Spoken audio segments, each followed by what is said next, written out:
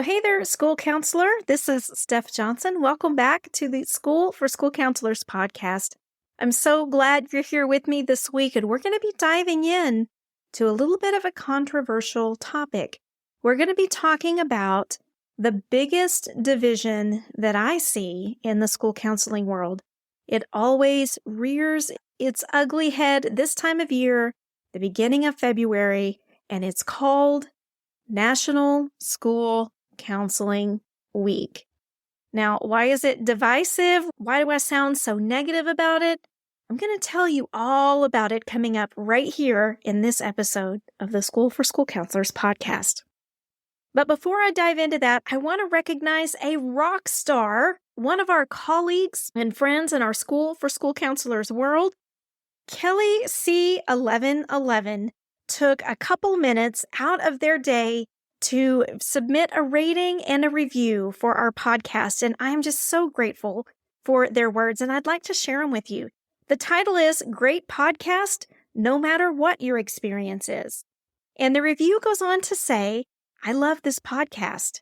It provides information on a variety of topics for school counselors at all levels. I have received some valuable information and always look forward to the next episode. So thank you again, Kelly C11. I appreciate your time, your thoughts, and your compliments. It means a lot to know that what we're doing is resonating with you. So if you haven't submitted your rating and review for the podcast, what are you waiting for? Get it in there. We would love to see your thoughts, see how this podcast has impacted your work, how it's helping you to be a better practitioner or even a better human being. We want to know so we can continue making more of the stuff that you like. That's what this is all about. All right, so this week, again, I'm talking about National School Counseling Week, and it's a little infuriating that we have such a big debate that comes around every year at this time of year. This counseling week should be a week that we are all united, that we all have the same purpose, but unfortunately, particularly on social media, we tend to kind of digress into a lot of bickering, a lot of infighting, that kind of stuff. So we're going to call it out today. We're going to see what's going on and how we can fix this, because the last thing that we need in our field of school counseling right now are rifts, right? We need to be united in our cause. We need to be united in our advocacy, and we need to make sure that we're all presenting a common front. So when National School Counseling Week rolls around, you're going to begin seeing two types of social media posts. The first type of posts are going to be from folks who are getting a lot of gratitude from their campuses or from their districts. They're going to be really excited about being recognized. They're going to want to share their excitement with their friends and colleagues. And then we see the other kinds of posts and comments from folks who appear a little bitter about being ignored, who are a little resentful having not been recognized. And then the debate always ensues about whether National School Counseling Week is a week for true advocacy or whether it should be a week for recognition. So I'm going to settle the debate right here and now, but this has gone on for long enough. It's a shame that it's been allowed to go on at all. We should have received some better guidance and direction from those who are entrusted to lead us in our profession, but unfortunately that has not happened. So we're going to have to do it ourselves, my friends. And this is how we're going to do it. The debate. Is National School Counseling Week a week of recognition, or is it a week of advocacy and information? It's interesting to note that this week comes around at a time in the school year when I think school counselors are feeling most vulnerable. You are coming out of a fall semester that was likely busy, right? It built toward a crescendo around Christmas time. Then we have a little bit of a break. We come back ready to get right back at it in January. And y'all, February is legit the longest month in a school year. I don't know what it is about those 28 days, but they feel like they go on for 2,800. If you've worked in a school, you know what I mean, right? February is one of the longest months, followed by April. In my opinion, those are just the months that never end. So when we're encountering this debate, we're encountering it at a time when school counselors are feeling very vulnerable, feeling very stressed, perhaps worried if they have done enough so far in the school year. Some folks are wondering about whether there's going to be a position for them the next year. What is their role going to look like? Are things going to improve? Typically, behaviors are really escalating at this time. There's just a lot of stuff going on. And so I think a lot of the discourse that we see is sort of magnified by these outside circumstances, right? By these things that are just pressing in on us every day. So we've got to keep that in perspective as we're reading, all of the posts and comments and things like that. I think, too, the debate kind of divides school counselors into two camps, the haves and the have-nots. Now, if you've been following me in School for School Counselors for any length of time, you've probably heard me talk about the haves and the have-nots. I think it is a very real concern in our field right now in a lot of different areas, but it seems to become more personal at this time of the year when we start talking about Counseling Week.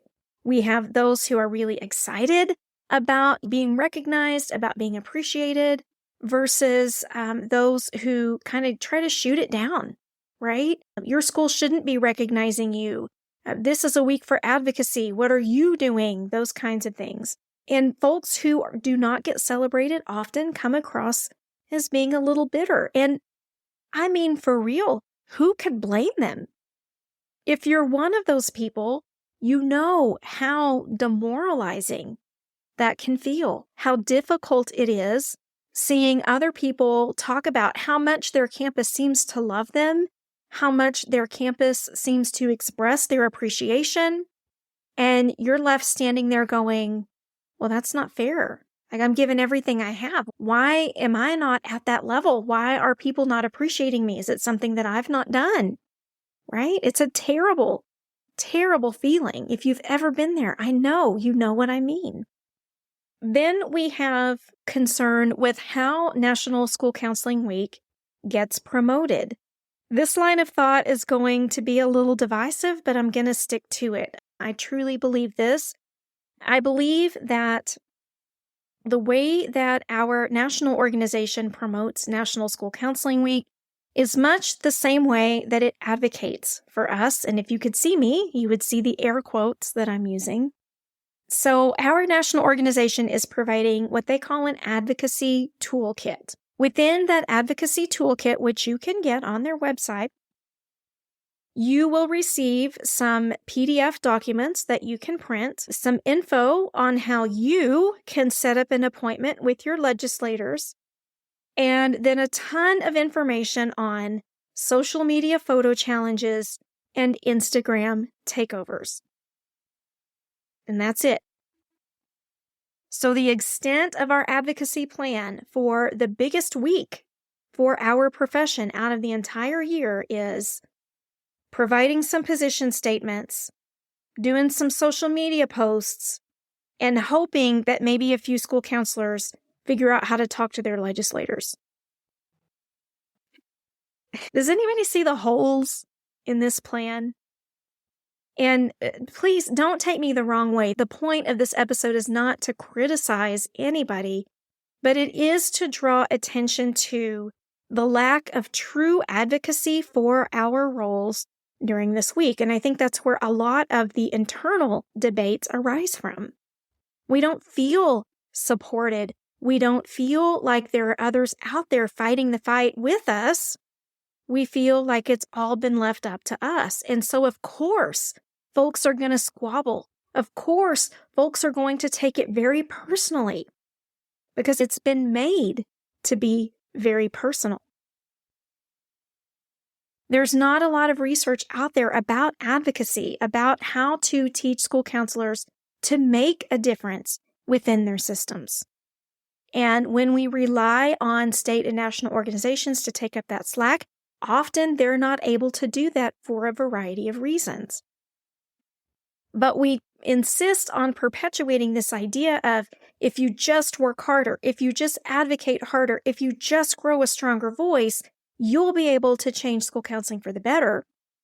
When really what folks are worried about is, I have to keep my nose clean. I can't stick my neck out too far. I need my job. I can't afford for my principal to think that I'm getting too full of myself. I can't afford to sacrifice this relationship. I'm not safe enough, right? And so when we look at this entire ecosystem of school counseling, we begin to see why we have these debates for National School Counseling Week. It's only natural.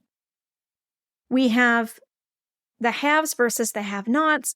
We have the folks who are being recognized versus the people that feel completely unappreciated. We have the folks who want to be appreciated versus those that feel it should be straight advocacy, and no one seems to be able to come to a good consensus. So what do? How can we present a more united front for our profession for National School Counseling Week? There are a few things I think that we can do. Number one, we've got to focus on keeping conversations kind, helpful, and productive. We all need to follow the principles that we would expect our students to follow. Is it true? Is it helpful? Is it inspiring? Is it necessary? Is it kind? If it's not, leave it alone. There's nothing to gain by shaming your colleagues for being recognized. There's nothing to gain by shaming your colleagues for advocating. There's nothing to gain by shaming your colleagues for advocating in the way they feel is best on their campus. If they want to hand out treats, more power to them. If they just want to educate, go for it. Whatever folks think are best for their campuses, trust them. Believe in them. Support them. Lift them up. Don't tear each other down. Second, do your own work. Y'all, I've been there. I have worked on campuses that I felt like a literal piece of poo on somebody's shoe. I've been there. I know what it's like to dread walking into the campus every day. I know what it's like walking on eggshells all day long, hoping I wasn't going to set anybody off. I've been there. I know what that feels like. I also know what it feels like to work on incredibly healthy campuses, where colleagues are supported, where teachers are supported, where people want to work as a team, where people want to root each other on towards success. And I've also worked on campuses that fell somewhere in between those two. Do your own work, no matter what kind of situation you're working within. What drives your work? What brought you to the school counseling world in the first place? Can you avoid this whole thing making you bitter? You've got to make up your mind. You've got to do your own work. You've got to create your own purpose, your own drive, your own passion for your work, and strive to make that as independent of outside evaluation as you possibly can. Do your own work. Before you start looking out towards what everybody else is doing, criticizing what everybody else is doing, do your own work. And third, determine how you want to contribute to the greater advocacy conversation. What needs to be done in our profession? Oh man, there's a lot of stuff that needs to happen. But what do you think needs to be done? And how can you get involved? That could be campus level advocacy. district level, getting involved with your state organizations. It could be getting involved with the national organization, or it might be something entirely different. The reason that we built the School for School Counselors ecosystem was not to create somebody's side hustle. It's to develop a true platform for grassroots advocacy within our profession. Because we saw the need that wasn't getting filled. And everything that we do revolves around that central idea. Now you might say, yeah, Steph, that's all well and good, but how does interview prep relate to advocacy, right? How does your mastermind program relate to advocacy? How does a Facebook group relate to advocacy or a podcast? Y'all, it's all an ecosystem. It's all an effort to get the best folks on the planet hired and inspired in school counseling. Because if we're going to have to advocate from the inside out, we need some strong, intelligent, authentic folks to do it. And we're developing our army right now. You're part of it. When you listen to the podcast, when you're part of the discussions in our Facebook group, when you're participating in our mastermind support and consultation chats, when you're participating in our Get the Job program so that you can get started in the field, you're now part of our family. And we're going to be leaning on you because we're looking toward a greater advocacy conversation. What are some things that need to happen in order to elicit true change? And y'all, we got a list. We've got a list. Right now, we're setting the stage. We're getting ready. And the big show is about to start. So we're excited you're with us, but be thinking about how can you add your voice to this symphony? Where is it that you want to have the most impact, or where do you think you can be effective? Is it locally? Is it on a state level, a regional level, a national level? Do you want to come figure out a way to add your voice to the School for School Counselors world? Y'all, let me know. Because the whole point of this is growing awareness, growing an understanding, and a respect for the field of school counseling. But think about how you can add your voice to that conversation. Woo! All right, so that got intense really fast, and I got really passionate really fast, so I hope it wasn't too overbearing. I hope I didn't sound preachy in that, but it's just such a matter of heart. I hate to see my friends and colleagues tearing each other down, telling each other that they're not doing it right. There are no hard and fast rules in National School Counseling Week. And so we got to stop pretending like there are. We got to stop pretending like you should be recognized, you shouldn't be recognized, you should be advocating this way, or you should be advocating that way. We've got to trust one another. We got to lift each other up, and we got to believe in each other. We've got to be united together in order to elicit change so that we can better support students, we can better support their families, and we can propel them to their ultimate success. That's what it's all about, right? Yeah, that's what it's all about. So, remember, keep it kind and helpful and productive. Do your own work and figure out how you want to contribute your voice to the greater advocacy conversation. We're all in this together. And so when we see those conversations happening in the next few weeks, when we see colleagues having these debates, if you see things starting to go sideways, there are two things you could do.